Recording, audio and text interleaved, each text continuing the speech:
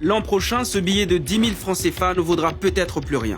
Pourquoi? Eh bien parce qu'en 2020, il est probable que cette monnaie n'existe plus. Du moins, sous son appellation actuelle. Car si on veut nous faire croire que le franc CFA va disparaître, en réalité, il sera toujours là.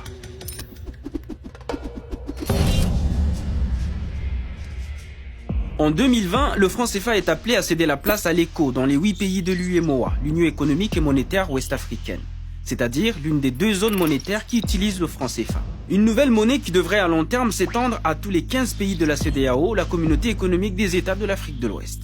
L'ECO est donc censé être différent du franc CFA, qui est farouchement critiqué notamment pour ses liens avec la France et l'euro. Je vais vous montrer qu'en réalité, si changement il y a en 2020, le franc CFA ne risque de changer que de nom. L'ECO, c'est quelque part un stratagème pour les pays qui utilisent le franc CFA de ne pas faire du tout de réforme et en tout cas de couper ce lien-là avec le trésor français. C'est comme si vous alliez dans un restaurant et on vous sert la sauce habituelle, préparée avec les mêmes ingrédients, par le même cuisinier, mais avec un nom différent sur le menu. Attendez, je vous explique. La CEDEAO compte 356 millions d'habitants et totalise un PIB global de plus de 817 milliards de dollars américains. Depuis sa création en 1975, la CEDEAO rêve d'une intégration régionale qui doit passer par une monnaie unique. Et ce projet de monnaie commune a été adopté en 1983, mais n'a jamais vu le jour. Or, avec l'adoption de cette monnaie unique, la CEDEAO pourrait devenir la 18e puissance économique du monde devant la Turquie, la Suisse et l'Arabie Saoudite. Mais pour qu'il y ait cette monnaie unique, il faudrait d'abord réformer les politiques monétaires et abandonner les 8 monnaies en circulation dans l'espace CEDEAO. C'est-à-dire le franc CFA de l'UEMOA, créé par la France en 1945 et qui reste aujourd'hui l'une des 2 monnaies coloniales encore en circulation dans le monde, et les 7 monnaies nationales des pays non membres de l'UEMOA. Le 29 juin 2019, les chefs d'État de la CEDEAO ont enfin annoncé la création de cette union monétaire. Le problème, c'est que sur le papier, ça ressemble à la monnaie unique tant attendue, mais dans sa mise en œuvre, l'ECO a tout l'air d'un franc CFA sous un autre nom. Est-ce qu'il s'agit de renommer le franc CFA ou est-ce qu'il s'agit de créer une véritable monnaie unique à l'échelle de la CEDEAO qui compte 15 pays? Et c'est là que ça devient intéressant. L'agenda de la CEDEAO prévoit une approche dite graduelle, c'est-à-dire que ce sont les mêmes pays de l'UEMOA qui utilisent déjà le franc CFA qui commenceront à utiliser l'ECO, et les autres étant censés les rejoindre. Or, le franc CFA et l'ECO sont 2 projets distincts et l'économiste camerounais Martial Zebelinga est clair, les 2 projets ne peuvent pas aller ensemble.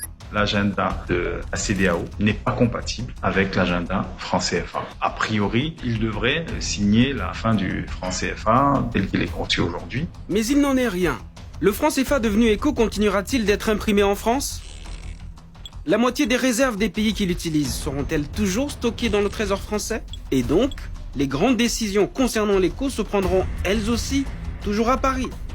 C'est-à-dire qu'il y a donc une colonialité monétaire du franc CFA en particulier, mais il y a une colonialité réelle aussi, des structures productives. Pour certains économistes comme Dongo Samba Sylla, co-auteur du livre L'arme invisible de la France-Afrique, une histoire du franc CFA, il n'y a qu'une seule explication. La France veut coûte que coûte maintenir la zone franc, mais elle sait qu'il faut des réformes. Et il faut que ça bouge parce qu'il y a la contestation contre le franc CFA. Et donc, je pense que leur ambition, c'est un peu d'élargir la zone franc, de renommer, disons, la monnaie, ce qui est symboliquement important, mais c'est pas essentiel, et aussi d'aller vers des mécanismes plus voilés, mais qui maintiennent toujours la même domination. Ce qui expliquerait d'ailleurs la sérénité qui règne du côté de la CEMAC, l'autre communauté de pays qui utilisent eux aussi le franc CFA, mais en Afrique centrale. Selon Martial Zebelinga, si vraiment le franc CFA de l'Afrique de l'Ouest devait disparaître, cela inquiéterait normalement le franc CFA de l'Afrique centrale, puisque les 2 sont étroitement liés et constituent l'ensemble des réserves de la zone franc. À partir du moment où les réserves de cette zone venaient à manquer, logiquement, il n'y aurait plus le franc CFA tel qu'on le connaît. À moins que l'Afrique centrale ne sache qu'en réalité, rien ne va véritablement changer. Pourtant, le Nigeria et le Ghana, les 2 plus grandes économies de la région, ont été très clairs depuis le début. Ils n'envisageront pas une monnaie unique tant que les pays qui utilisent le franc CFA n'auront pas coupé le cordon ombilical avec la France afin d'avoir une véritable souveraineté monétaire. Et les pays qui utilisent le franc CFA, visiblement, ne veulent pas couper le lien. Donc l'ECO, pour eux, c'est juste une manière, disons, de dire aux activistes anti-franc CFA, nous travaillons, arrêtez de polémiquer sur le franc CFA, on ira vers l'ECO. Sauf que là encore, les conditions ne sont pas réunies et les délais sont trop courts pour lancer une monnaie d'une telle envergure. À 1 an de l'échéance 2020, la question de la gestion des réserves de change n'a pas été résolue. Les politiques économiques et financières communes n'ont pas été finalisées. La CEDEAO n'a même pas encore de nouveau traité d'union monétaire et les statuts de la future banque centrale n'ont pas été clairement définis. Allons-y point par point. Concernant le taux de change, les chefs d'État de la CEDEAO se sont prononcés le 29 juin 2019 pour un régime flexible. Mais de retour d'une visite à Paris, le président ivoirien, qui est aussi président en exercice de l'UEMOA, a tenu un discours totalement contradictoire. Si l'éco devait venir à adoption en 2020, il n'y aura pas de changement de parité entre le franc CFA devenu éco et l'euro. En gros, même le taux de change ne changera pas.